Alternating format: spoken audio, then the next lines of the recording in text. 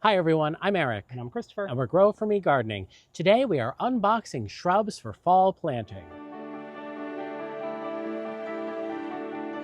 Welcome to our garden here in Zone 5B/6A, upstate New York. We are so excited today because we just had a big delivery of shrubs and we cannot wait to unbox them, go through each variety, and kind of daydream about where they're going to go in the garden. Let's open some boxes. I cannot wait to see what is inside.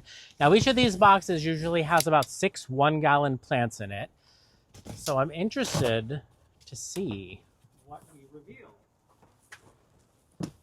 Great Garden Plants does a very thorough job with their packaging and their packing so that your plants come in really good shape. They have a pull tab system on the front of the cardboard box. It works a lot of the time, sometimes it doesn't, and that's okay. You can still get in there with box cutters. But you pull on these little tabs and you pull upwards and back at the same time. You get your hip into it. If you need my help, let me know. Pull this way. And then you gently lift up and out and you reveal what must be some kind of hydrangea. Shocking. Shocking. We have hydrangeas. And then you kind of make sure your little cardboard pull tabs are out of the way. And then you hand the box over to Eric, who does the next part. And then you kind of reach down and around, pull out the plant, and it's wrapped in plastic. And the plastic does a couple of things. It keeps it moist while it's in transit, but it also keeps the soil in place. There is a metal staple right here that is really difficult to remove. So what I like to do is get a pair of really nice sharp little nippers and cut the plastic away from around that. Sometimes it's easier than other times. And that will reveal the can. What is it? This is an Invincible Ruby. So let's keep opening them. We'll get them gathered together, bring them to the backyard, and go through each variety that we have.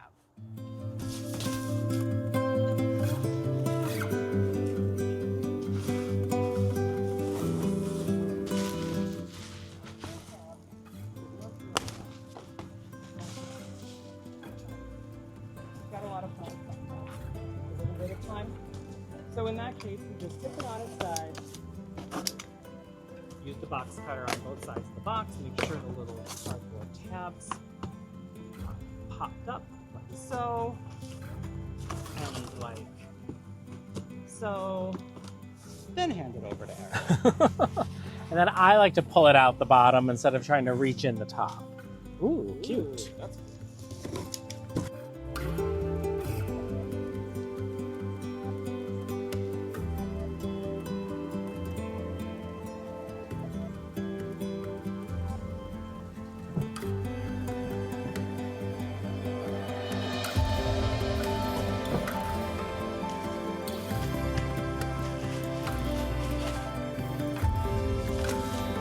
Christopher is breaking down the boxes, as you can see, but we wanted to give you a sneak preview of all of these gorgeous shrubs that we have ordered.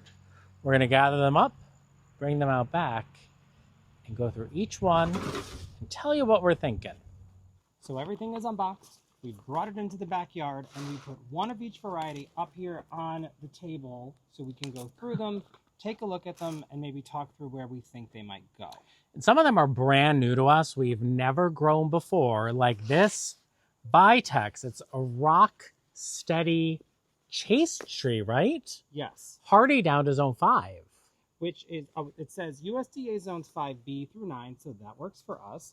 If it's allowed to grow to its full size, it can get up to 12 feet tall and 5 feet wide.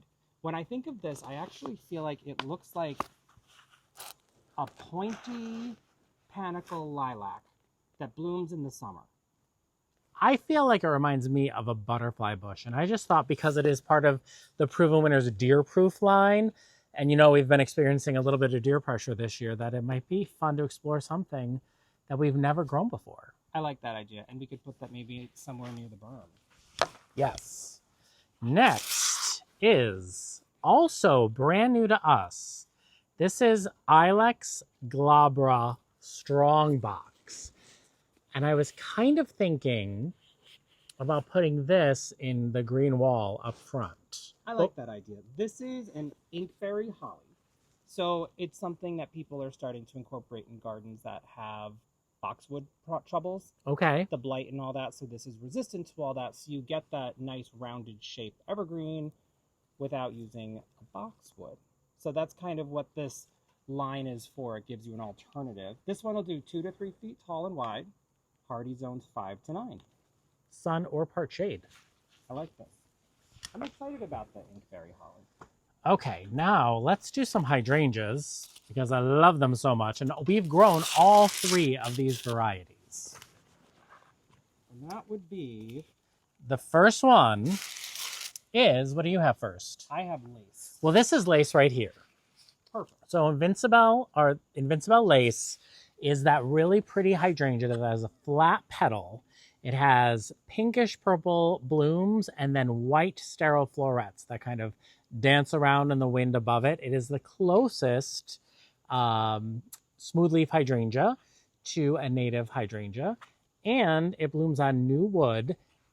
This looks like it's a very tiny shrub, but all of these smooth leaf hydrangeas are going to be enormous next year. So if you're looking to install a large number of hydrangeas, 1 gallon will do just fine. But tell us a little bit more about Invincible lace. So lace is hardy in USDA zones 3 through 8, covers quite a lot of the country there. 4 to 5 feet tall and wide. So they really are kind of substantial shrub. And they do have smaller foliage than all the other smooth leaf hydrangeas. That's kind of how I always know it's an Invincible lace. Next is one of my all-time favorites. I'm sure you can guess, right? Invincible Spirit 2. Invincible Spirit 2. Very sun tolerant. And these look a little, there's some damage in shipping, but that's to be expected. So Invincible Spirit 2 gets about 4 to 5 feet tall and wide. Hardy in zones 3 through 8 or 9? 8. Blooms on new wood, nice bright pink flowers that fade to green. Again, if I put 8 of these in a row, which might be happening, get a really nice hedge next year. And the final smooth leaf hydrangea that we have is Christopher's favorite smooth leaf. I think I'm in love with Ruby. Invincible Ruby. Why don't you tell them the stats? Stats on Ruby, 3 to 4 feet tall and wide, so just the tiniest bit smaller. In our garden, our rubies are still going strong. They have rebloomed quite well. They have a great dark leaf to them, very vibrant flower. I love this one. I'm excited. I ordered this one because I thought maybe we could tuck some more into the hydrangea room where we have a grouping of 3 Invincible rubies, and I forgot how narrow they stay. And so we just kind of got to fill in so it's a thicker stand of Invincible rubies. I'm into that. So that's why I chose those. I chose the Invincible lace for the west side because we're going to oomph that up a little bit, give it a little more substantial drifts of things, and Invincible lace really provides a nice chunky, heavy moment with like beautiful, pretty flowers. And then the Invincible Spirit 2s were ordered to also help oomph up that hedge in the front border. Up in the foundation bed. And then also just to kind of pop around the garden because they're so pretty. They're wonderful. All right, let's do this one because this one is really cool. And this is, would you call this experimental for us? This is very experimental for us. So we just recently, maybe last winter, got changed to zone 6A. So our climate didn't change here in the zone. Well, you know what I mean. We're changed to zone 6A. We're classified as zone 6A now instead of 5B. So we thought we'd experiment with some things that were hardy down to zone 6 or 7. Yes, in this case this is the center stage pink crepe myrtle, which is not a variety that we have ever seen up here in upstate New York being crepe myrtles. I think of these much more as a southern plant or, real warm weather plant. Yeah, you cannot get this at a local garden center around us. So this might die back to the ground. We might say with something a little bit smaller. If left to its own devices in a warm climate, this could get up to 12 feet tall and 8 feet wide. So I'm interested to see what happens. We'll have the colorful foliage, and then we will get this really pretty, intense pink flower, which... when is it gonna bloom? It'll say over on the right, Let's season of see. interest. Summer flowers. And this is already down to 6B. We're 6A, so... We're pushing it. Yeah, it's a 5-degree difference. So I feel confident we can experiment and see what happens. This is another one I'm really excited about. Oh, yes. This is the Castle Rouge Ilex. Yes, this is a blue holly. I have to pull the stats up on my phone from the website. This is actually a male holly, so this will not get berries on it, but it will pollinate if you have the female hollies in the region. Yes. in the area, up to 5, I guess. This will get 5 to 8 feet tall. It's hardy in zones 5 through 7, a little narrow strip across the country. I'm excited about this because this new variety, it starts out with the really glossy green leaves, but they kind of fade and or they come out a little reddish, they turn into the green, and then it turns a burgundy color in the wintertime. I was thinking about putting these in the green wall up front. I like that idea because it's a new texture. Right now we just have more the arborvitae and juniper texture. So we holly don't will have any give us... hollies. No, we have no hollies in our garden. Wait, we have winterberry holly right here, the gold. But it's a different kind of holly. Is that considered holly? Yeah. Winterberry is holly? Isn't winterberry holly? I don't think so. Next. I think it's a winterberry. I'm going to look that up. Stay classy. Stay classy. That's a fun name for a plant.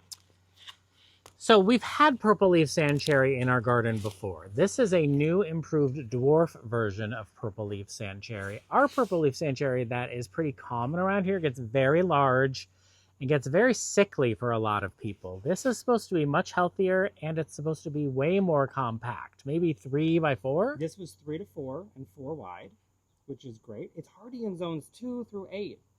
Wow, that You is can a freeze this large thing range. down. It will also get the white flowers in spring, which we really enjoyed our purple leaf sand cherry when it didn't get yucky. It does have pretty flowers on it. Also, winterberry is an ilex. It is? It is. See? I mean, these are the things. Knowledge. Yeah, so Stay Classy is going to be good. It'll give us a little kind of burgundy red color in the garden in different spots, which is, I think, a color that we're lacking foliage-wise some places. We do like using the purple foliage, though. So if you're looking for something smaller with a purple foliage and a white flower, or you like purple leaf sand cherries, but they haven't been successful for you because they get diseased and icky, this is supposed to be a nice alternative. I like that one. And then we have something else that's new to us. Good Vibrations Privet. This one I think got a little damaged in shipping. We ordered 2 of them. And I also think that it is like a little sample cutting.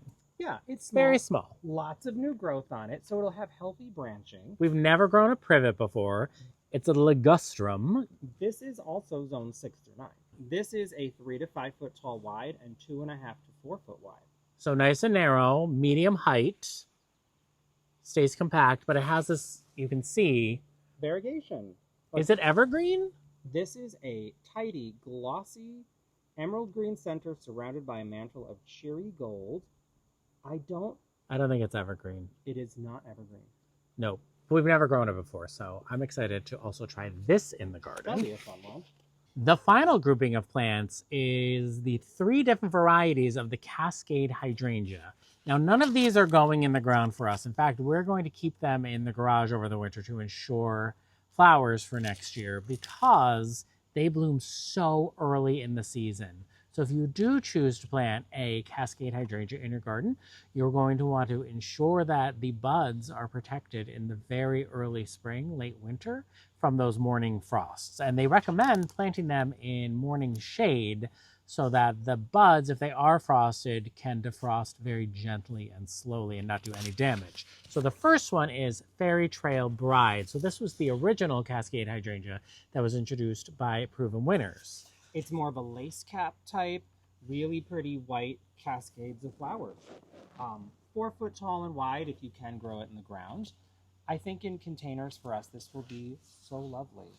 I'm excited to see how it does. We do have the Cascade Green hydrangea already in our, thank you, already in our Jensen urn. in the garden. And so we ordered some more just as a safety precaution.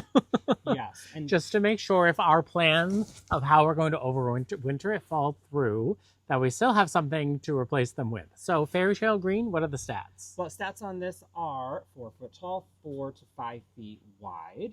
Very abundant blooms. What's different about the green and the last one we'll be sharing with you are they are more mop head as opposed to the lace cap. This gets very similar to the Sublime, Invincible Sublime Hydrangea, just a really nice green, intense color.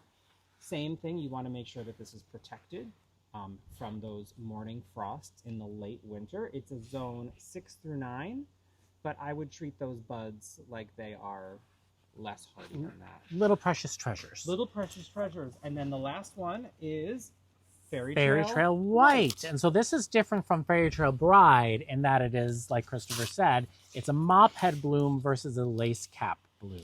It has the same exact stats, the 4 foot tall, 4.5 foot wide. This is one also you're not going to want to prune on this. You really don't want to do any pruning. That's not completely necessary. And maybe just deadhead off little dead pieces of flower, but you want to let this just cascade and do its wonderful thing. Yeah, they're in the big leaf hydrangea family, right? Yes. And so just like our other big leaves, we don't want to cut them back. So after you do your unboxing and inspect your plants and see how beautiful they are, make sure you get them good and watered in.